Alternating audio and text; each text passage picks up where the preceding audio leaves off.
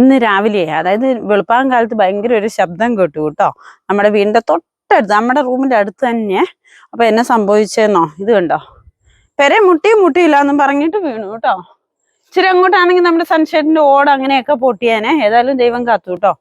ഇതാ നല്ല ഒന്നാന്തരൊരു റബ്ബറെ. എനിക്ക് തോന്നുന്നു ഈ പ്രാവശ്യം ഏലക്കനം കുറച്ച് കൂടുതൽ അതുകൊണ്ട്. എന്നാൽ വലിയ മഴയൊന്നും പെയ്തുമില്ല, ചെറിയൊരു ചാറ്റിൽ ഒരു കാറ്റൊക്കെ വന്നു. സംഭവം ഈ ഒരെണ്ണം മാത്രം ഒടിഞ്ഞു വീണു കേട്ടോ.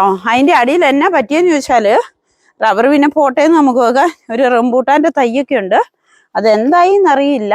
ഇപ്പൊ രാവിലത്തെ പണി ആദ്യം എന്നൊന്ന് ചായ പോലും കുടിക്കുന്നതിന് മുന്നേ ഇത് മുറിച്ചു മാറ്റാന്ന് വിചാരിക്കുന്നു. കാരണം നമ്മുടെ ഇതും ബസളച്ചെടി ചീരയില്ല, മറ്റേ സാമ്പാർ ചീര എന്നൊക്കെ പറയാൻ, നീട്ടി ഇങ്ങനെ വള്ളിയായിട്ട് പോകുന്നത്, അതിന്റെ ഒരു പന്തലുണ്ടായിരുന്നു. ആ പന്തൽ കാണുന്നേ ഇല്ല. അപ്പൊ നമുക്ക് മുറിച്ചു നോക്കാം. എനിക്ക് റംബൂട്ടാൻ പോയ സങ്കടം വരും.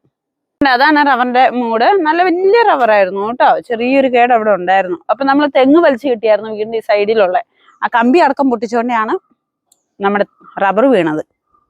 അപ്പൊ നമുക്ക് കണ്ടിച്ച് എല്ലാം റെഡിയാക്കാം, അതിനെ രക്ഷപ്പെടുത്തിയെടുക്കാം. പോയത് പോട്ടെ, ഉള്ളതിനെ രക്ഷപ്പെടുത്താം. അങ്ങനെയാണല്ലോ അല്ലേ.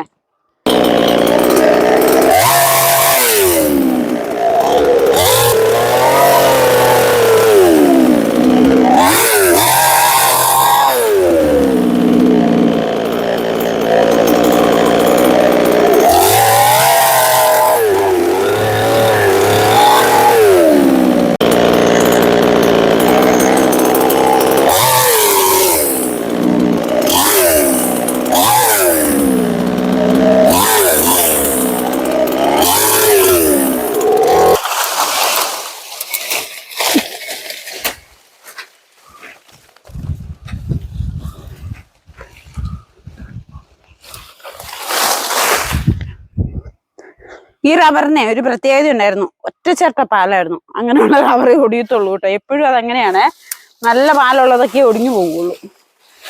നല്ല റബ്ബറായിരുന്നു. ഒന്നും ആയിട്ടില്ല എന്ന് തോന്നുന്നു കേട്ടോ റംബൂട്ടാന്. ക്രമത്തിലെടുത്തില്ലാൽ കിട്ടുകയില്ല, നമ്മുടെ ഇഷ്ടത്തിനെടുക്കാൻ പോയാൽ കിട്ടുകയില്ല. ഇതിന്റെ കമ്പുകളെ പോയിട്ടുണ്ട്. നമുക്ക് മറ്റേ പണ്ട് ഞാനൊരു നമ്മുടെ ചിക്കു ഇതുപോലെ ഒടിഞ്ഞപ്പോൾ ഒന്ന് കയറിട്ട് കെട്ടി കൊടുത്തായിരുന്നു. കയറിയിട്ട് ഇത് കണ്ടോ, അത് ചുറ്റി കെട്ടി കൊടുക്കുവാണെങ്കിൽ ഇത് ശരിയായിക്കോളും. എന്നാലും വലിയ കമ്പ് ഒടിഞ്ഞിട്ടില്ല എന്ന് എനിക്ക് തോന്നുന്നു. നമ്മുടെ റംബൂട്ടാനൊന്നും ആയില്ല കേട്ടോ, ഒരു കുഴപ്പമില്ല. അത് പടർന്നു വരുന്നേ. എനിക്ക് തോന്നുന്നു ഈ റബ്ബർ പോയതുകൊണ്ട് ഇനി നല്ല വെയിലുമായി നമ്മുടെ സ്ട്രോബെറി പേരയും റംബൂട്ടാനൊക്കെ നല്ല ഉസാറി കയറി വരും. പിന്നെ ബസ്ലയുടെ തൂണിന്റെ കുറ്റി മാത്രമുണ്ട്, കാണാൻ പോലും ഇല്ല, അത് മൊത്തം പോയി. ഇത് പിന്നെ കമ്പ് മുറിച്ച് ഇടാവുന്നതല്ലേ ഉള്ളൂ. റംബൂട്ടാൻ പോലെയൊന്നും അല്ലല്ലോ, ഇതിന്റെ തല മുറിച്ചിട്ടാലും ആയിക്കോളും.